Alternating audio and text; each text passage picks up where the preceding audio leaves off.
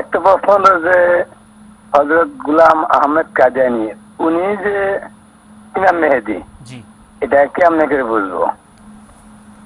জি আর হ্যাঁ, আর যখনই আমরা শুনবো যে ইমাম মেহেদী আসছে, এখন বরফের পাহাড় পার হয়ে যদি যেতে হয় তবু ওনার কাছে বয়াত করবো। অবশ্যই। হ্যাঁ, তাহলে এখন বয়াত যে আমরা পড়বো, এর উদ্দেশ্যটা কি? হযরত মির্জা গোলাম আহমদ কাদিয়ানী আলাইহিস সালাম তিনি যে সত্য ইমাম মাহাদি, এটা দেখার জন্য আপনি প্রথমে যুগের লক্ষণ দেখেন। এ যুগ সেই যুগের অবস্থা কি আছে যে যুগের বর্ণনা রাসূল করিম সাল্লাল্লাহু আলাইহি ওয়াসাল্লাম দিয়েছিলেন যে সেই যুগে এই অবস্থা হবে।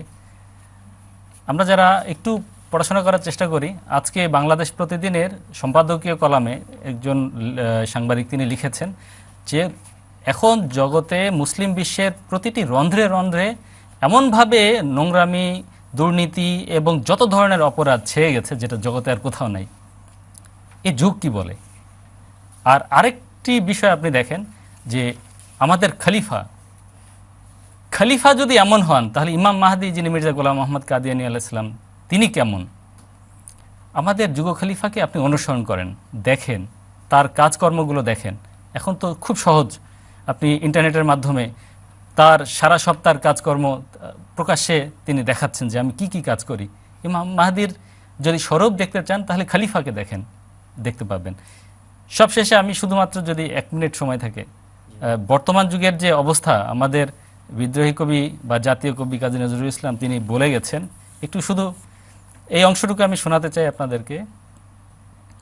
মানুষ কবিতার মাঝখানে, মসজিদে কাল শিরনে আছিল অঢেল গোশত রুটি, বাঁচিয়া গিয়াছে মোল্লা সাহেব হেসে তাই কুটি কুটি।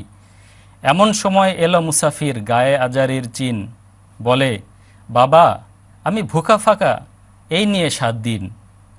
তেরিয়া হইয়া হাঁকিল মোল্লা, ভেলা হলো দেখি লেঠা।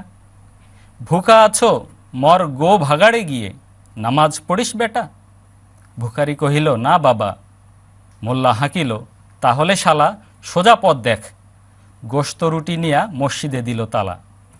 এই হলো বর্তমান যুগের অবস্থা।